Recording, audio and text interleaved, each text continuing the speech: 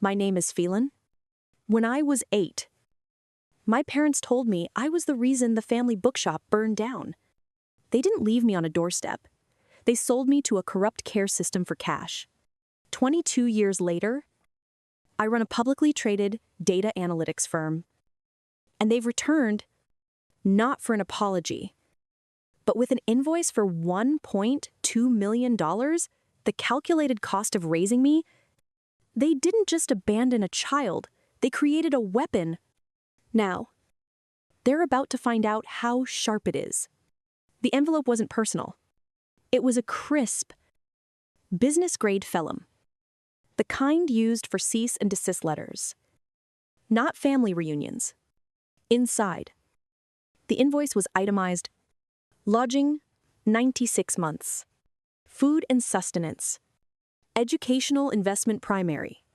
The final line, in a cold, sans serif font, read, total due upon receipt, $1,200,000. It was signed by a lawyer I'd never heard of. On behalf of 2 people I had spent my life trying to forget. My hands didn't shake. My breath didn't catch. The part of me that could feel shock at their cruelty had been cauterized by fire and ice 22 years ago. This wasn't a betrayal. It was a business transaction. And I was better at business than they could ever imagine.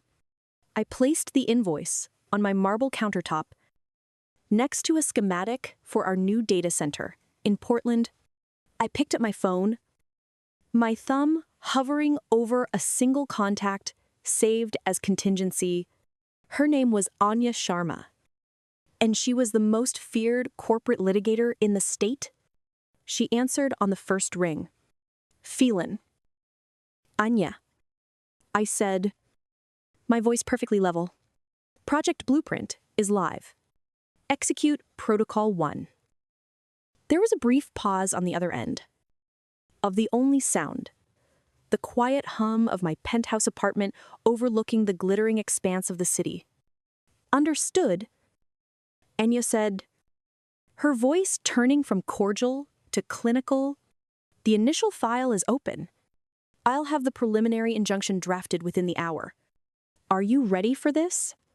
I looked at the invoice.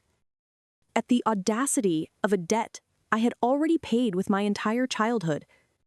Ready, I replied. Anya, I've been preparing for this since the day they taught me my own name was a liability. They say memory is unreliable, but trauma has a way of etching details into your bones. The night of the fire, I don't remember the flames. I remember the smell. It was acrid and sweet. Like burning sugar and plastic. I remember my mother's hands on my shoulders. Not gentle, but firm. Like she was moving a piece of furniture. She didn't look at me. She looked past me, at my father, who was wiping soot from his face with a rag that only seemed to smear it further. It's a new start, he said, his voice a low rumble that failed to sound reassuring. A better chance for you. Phelan, I was 8. I didn't understand what better chance meant, but I knew it didn't feel good. They drove me to a drab, concrete building with barred windows, an hour outside of town. A man with a thin mustache and a stained tie met us at the curb. He didn't introduce himself as a social worker. He just grunted and took the small duffel bag from my father's hand. My mother knelt, her perfume mixing with the smell of smoke, still clinging to her coat. You have to be a good girl now, she whispered. Her words, a cold puff of air in the autumn night. Don't tell anyone about the shop. It was an accident. Good girls keep secrets. She kissed my forehead. It was a dry, papery kiss. En obligation fulfilled, they didn't look back as their car pulled away, leaving me on the curb with the man who would oversee the next 6 years of my state-sanctioned misery. It wasn't a foster home. It was a holding pen, a place where inconvenient children were warehoused and forgotten. I learned later, much later, that my parents had called it a special program for gifted children to any relatives who asked. They had spun a narrative of sacrifice, of sending their troubled daughter away for her own good. They didn't just abandon me. They curated the story of my absence. They gave me a better chance to disappear, so they could have a better chance at a life funded by insurance fraud. They thought they had erased me. But you can't erase something that is destined to burn brighter than the fire you started. The preliminary injunction Anya filed was a silent, surgical strike. It legally barred them from contacting me, my business, or my employees. For 3 weeks, there was nothing. A hollow, unnerving, quiet. I knew it was the calm before the storm. They weren't the type to retreat. They regrouped. The first tremor hit on a Tuesday morning. My head of PR, Iris, patched into my office intercom. Her voice tight. "Phelan, you need to see this." The Morning Sentinel blog. It was a low-rent tabloid site, the kind that trafficked in celebrity gossip and manufactured outrage. The headline was a masterpiece of malicious framing. Tech CEO, worth hundreds of millions, refuses to help ailing parents who sacrificed everything. The article was peppered with quotes from my father, his words dripping with a practiced, folksy sorrow. "We just don't understand," he lamented. "We gave her everything we could. We sent her to a special school when we fell on hard times, hoping she'd have a better life. Now that she's a success, she wants to pretend we don't exist." They had photos. My second-grade school picture. My face round and hopeful. A recent paparazzi shot of me leaving a charity gala, looking cold and aloof in a designer gown. They'd even found a neighbor from our old town to provide a quote. "They were always such a loving family." It's a tragedy what success can do to a person. It was a declaration of war, fought not in a courtroom, but in the court of public opinion. My inbox began to flood with emails. My company's social media was spammed with hashtags ungrateful daughter. Family first. The second wave came 2 days later. A formal lawsuit, delivered by courier. This one wasn't for $1.2 million. It was for $20 million. They were suing for emotional distress and reputational damage caused by my callous abandonment of them in their twilight years. They claimed my refusal to acknowledge them had made them pariahs in their community. They weren't just asking for a payout anymore. They were orchestrating a public crucifixion, positioning themselves as the victims of the monster they had created. They wanted to destroy my name, dismantle my reputation, and bleed my company dry. They weren't seeking justice.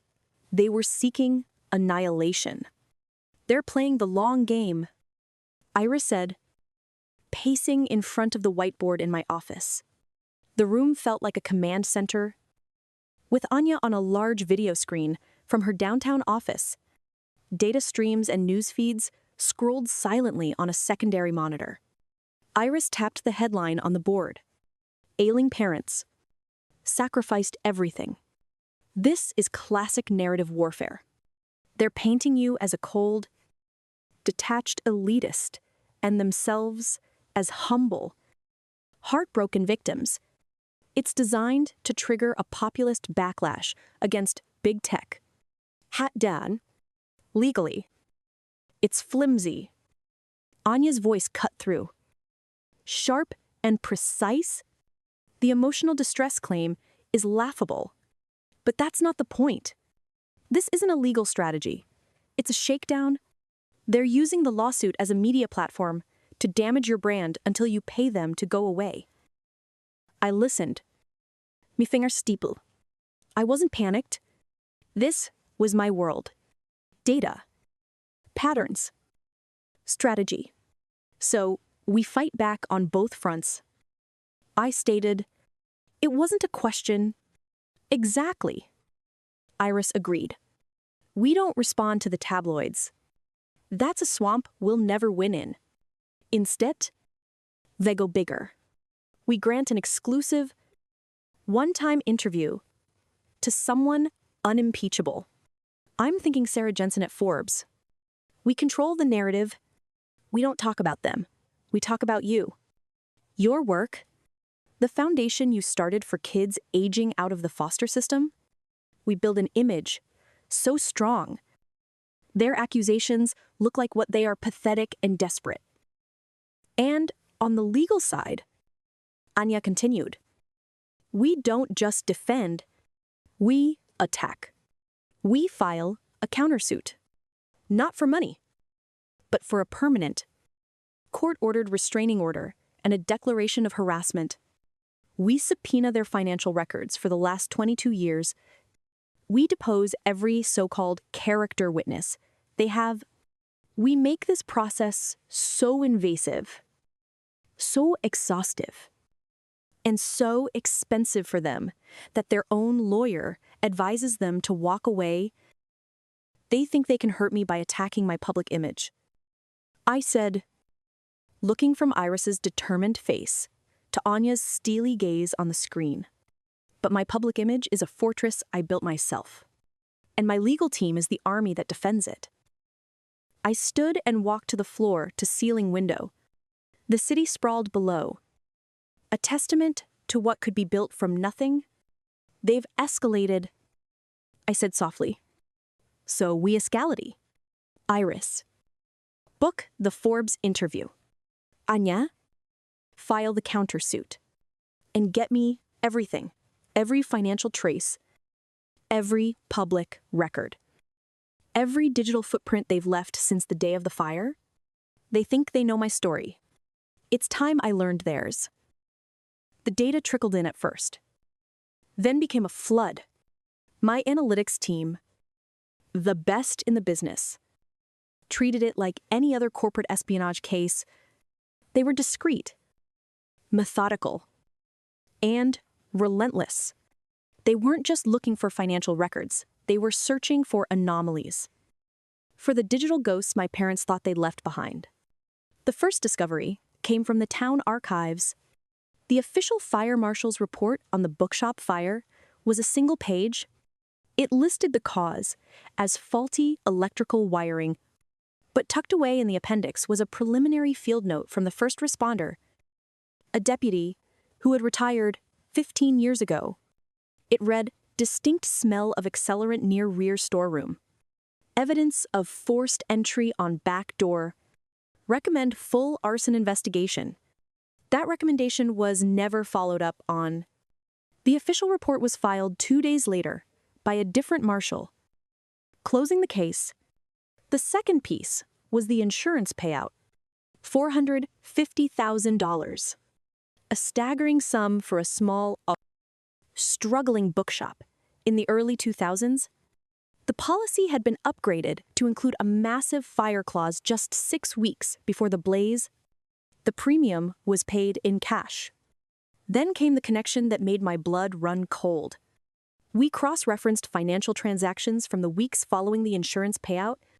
There were no large purchases, no new cars, no down payment on a house. It was a series of structured cash withdrawals, all just under the $10,000 federal reporting limit.